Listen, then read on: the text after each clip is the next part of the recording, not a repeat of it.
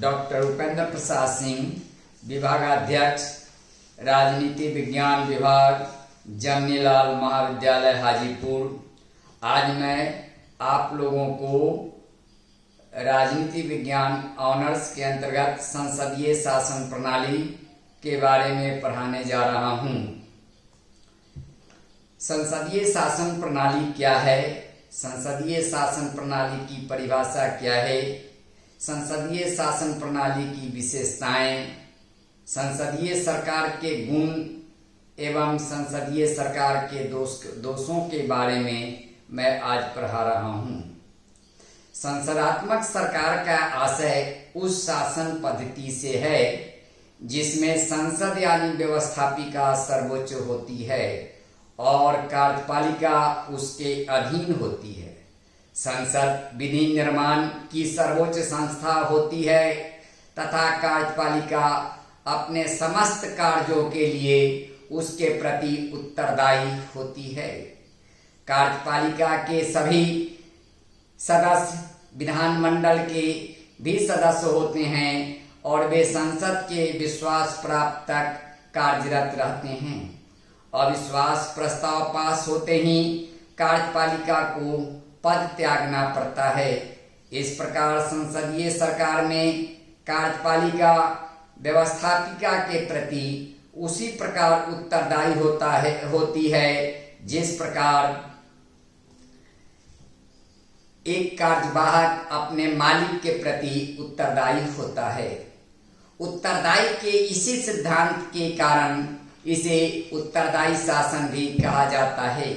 संसदीय शासन व्यवस्था को मंत्रिमंडलात्मक प्रणाली भी कहा जाता है क्योंकि इसके अंतर्गत कार्यपालिका की शक्ति एक व्यक्ति में निहित न होकर मंत्रियों की एक समिति में निहित होती है जिसे मंत्रिमंडल कहा जाता है और मुख्य कार्यपालक केवल नाम मात्र का प्रधान होता है। गार्नर ने संसदीय सरकार की परिभाषा देते हुए कहा है कि संसदीय सरकार वह व्यवस्था है जिसमें वास्तविक कार्यपालिका मंत्रिमंडल या विधानमंडल उसके एक लोकप्रिय सदन के प्रति व अंत में निर्वाचकों के प्रति अपनी राजनीतिक नीतियों और कार्यवाहियों के लिए उत्तरदायी होती है। इंग्लैंड को इस प्रकार की सरकार की जननी कहा जाता है। आज अधिकांश प्रजातांत्रिक देशों में इस तरह की सरकार पाई जाती है जैसे इंग्लैंड, भारत आदि। संसदीय शासन प्रणाली की विशेषताएं, एक में संवैधानिक प्रधान। संसदीय शासन में राज्य का प्रधान संवैधानिक प्रधान होता है। दूसरा, वास्तविक शासन सत्ता मंत्रिपरिषद में केंद्रित होती है। तीसरी विशेषता, वास्तविक कार्यपालिका तथा व्यवस्थापिका में घनिष्ठ संबंध होता है। नेक्स्ट, प्रधानमंत्री बहुमत दल का तथा संसद का नेता होता है।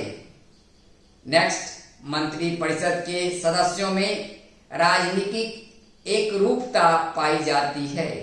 नेक्स्ट, संसदीय सरकार में एक दल की जिसे संसद का बहुमत प्राप्त होता है सरकार बनाती है।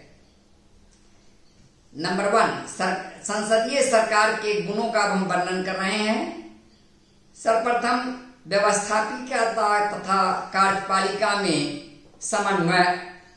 संसदीय शासन में व्यवस्थापिका और कार्यपालिका के संबंध में अच्छे बने रहते हैं। कार्यपालिका जिसे मंत्रिपरिषद के सदस्य व्यवस्थापिका के सभी सदस्य होते हैं, अतः शासन में संघर्ष की नौबत नहीं आती है। नेक्स्ट, उत्तरदायी सरकार। संसदात्मक सरकार उत्तरदायी सरकार होती है। मंत्रिमंडल के सदस्य व्यवस्थापिका के प्रति तथा व्यवस्थापिका के सदस्य अपने निर्वाचकों के प्रति उत्तरदायी होती है। नेक्स्ट, निर्णय लेने में शीघ्रता। संसदीय सरकार में निर्णय शीघ्रता से ली जाती है, क्योंकि मंत्रिमंडल जो निर्णय लेती है उसे विधायिका द्वारा बहुमत के सहारे जल्द ही पारित करा लेती है। नेक्स्ट, विपक्षी दल की अनिवार्यता। संसदीय ढांचे में विपक्षी का बहुत प्रमुख स्थान होता है। आलोचनाओं के द्वारा वह सरकार पर नियंत्रण रखती है। नेक्स्ट, जन निर्वाचन शासन व्यवस्था।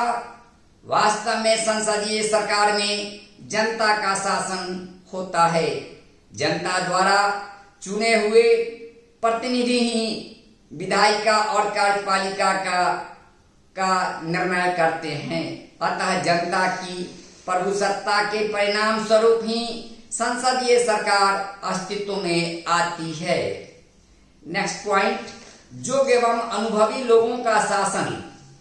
संसदीय शासन प्रणाली में जो लोग मंत्रिमंडल में पहुंचते हैं उन्हें राजनीतिक कार्यों एवं संसद के कार्यों तथा सार्वजनिक सेवा का लंबा अनुभव होता है।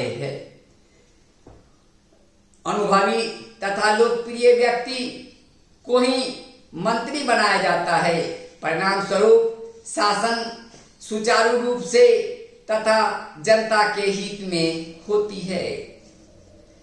राजनीतिक शिक्षा। इस शासन व्यवस्था में प्रणाली में जनता को राजनीतिक शिक्षा प्राप्त करने का अच्छा अवसर मिलता है। व्यवस्थापिका में विभिन्न अंगों के कार्यों की आलोचना प्रत्यालोचना होती रहती है, जिससे राजनीतिक विचार धाराओं का परिचय होते रहता है। आए दिन चुनाव होते रहने के कारण जनता में राजनीतिक चेतना का विकास होता है। अब संसदीय सरकार के दोषों के बारे में मैं आप लोगों को बता रहा हूं। सर्वप्रथम, दलबंदी की उपस्थिति। आमतौर पर संसदीय पद्धति की आलोचना करते हुए कहा गया है कि यह बहुदलीय होता है। फलस्वरूप दलबंदी उग्र होती है और दलगत हित में राष्ट्रहित गौण पड़ जाता है।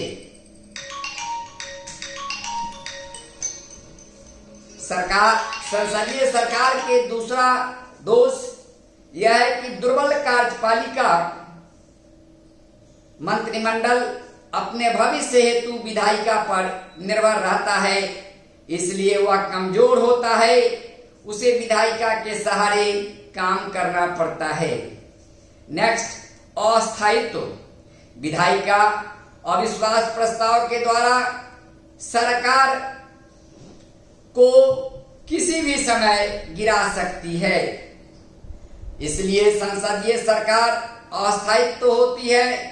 उसके अस्तित्व पर हमेशा खतरा बना रहता है। नेक्स्ट पॉइंट, संकट काल के लिए अनुपयोगी होता है। डायसी के अनुसार यह सरकार संकट काल के लिए अनुपयुक्त है, क्योंकि इस अवस्था में काफी विचार विमर्श के उपरांत निर्णय लिया जाता है। नेक्स्ट पॉइंट, निरंकुश शासन व्यवस्था। विधायिका और कार्यपालिका में अत्यंत घनिष्ठ संबंध होने के कारण मंत्रिमंडल निरंकुश हो जाता है। इसे मंत्रिमंडलात्मक निरंकुशता या अधिनायकवाद कहा जाता है। नेक्स्ट पॉइंट, दलीय हितों की प्राथमिकता। इस शासन प्रणाली का एक अन्य दोष यह भी है कि इसके अंतर्गत राष्ट्रीय हितों की अपेक्षा दलीय हितों को प्राथमिकता दी जाती है। Thank you.